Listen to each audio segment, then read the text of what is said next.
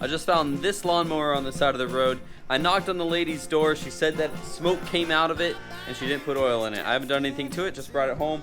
Just thought it would be fun to tinker around with. Let's see if we can get this thing fixed.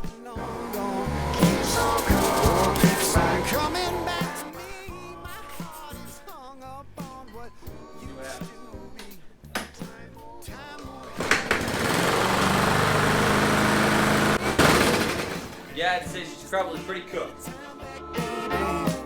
I just took it for a test spin, and under load, it'll shoot out quite a bit. You can actually see, it looks like might be some oil coming out the exhaust there. It's overfilled with oil, so I'm gonna take some oil out and then try it again. I don't know. We'll give it a shot. It was a flame back then, but oh my, something. All right, that fixed the issue, at least for now.